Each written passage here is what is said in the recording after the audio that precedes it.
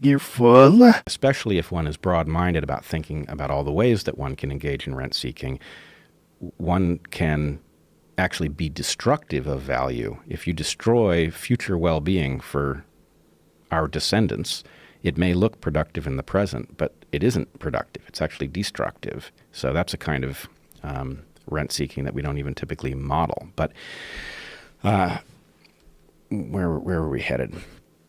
So, yes. So we live in a game theoretic landscape. That's both good and bad. As you point out, competition is a healthy thing. And competition in markets produces a huge amount of value. So I hear people deriding capitalism, and I always want to make the same point to them, which is you've got two things glued together, and you are challenging them as a package, but there's no reason they have to be packaged. So we would be foolish to give up markets. Markets are amazingly powerful engines of innovation. They are capable of solving problems that we cannot solve deliberately, even if we wanted to. So we need markets.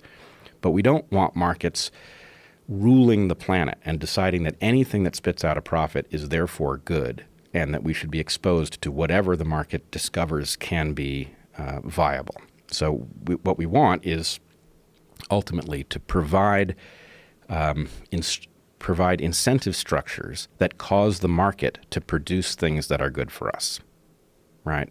In other words, if you tell the market that you want the solution to some problem, the market can figure out how to solve that problem, and it will do it very well. But if you allow the market to decide what problems to solve, it may end up, for example, addicting you to your phone, right? Addicting you to your phone in a way that harms your social relationships, harms your parenting of your children, harms all kinds of things that are really important, breaks the ability of your children to have a educational experience in school. We don't want the market discovering how to disrupt useful functioning of people. We want the market to stay out of that stuff and then to provide us benefits that only it can provide, like all of the mechanisms that now allow us to navigate seamlessly in places that we've never been, avoiding traffic that we wouldn't know to worry about, right? Those are huge benefits, and they're capable of taking a city that is too snarled with traffic and reducing the degree to which it is snarled with traffic. So they're very powerful. But we shouldn't throw the baby out with the bathwater. Markets are good. Allowing markets to discover any and every mechanism for exploiting you is not good at all. And in fact, it's a large part of why we're in the predicament that we're in, is that we let the market decide what problems to solve. And then if it solves them and they're very lucrative, there's no way to say no.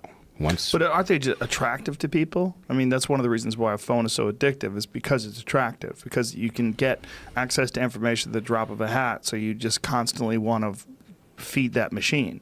You constantly want to what can I do? Can I play a game on it? Ooh, can I take a picture of myself? Ooh, can I give myself a dog nose? Ooh. Right. But imagine, I mean, it's amazing to me that it's even hard to do this thought experiment, but put yourself in your own mind 15 years ago and present yourself the deal that the phone represents. Hey, Joe, check this phone out, right? This phone is going to allow you to navigate in a place you've never been. It's going to connect you with all sorts of people who share your interests. You're going to be able to say a sentence that you think is clever, and suddenly hundreds or thousands of people are going to be able to react to it. I mean, all sorts of marvelous things. And then the point is, well, here's the downside, okay? You're going to be hooked into mega corporations that are going to study your psychology, and they are going to compete in order to keep you paying attention to their site. And they're going to become so sophisticated that you're going to lose control over your own mind. You are going to become addicted to it in the way that you might become addicted to nicotine, right? So that's a pretty high cost. What's more, you are going to surveil yourself. You're going to surveil yourself, and your only protection from surveilling yourself are going to be end-user license agreements that you're not going to be legally sophisticated enough to understand.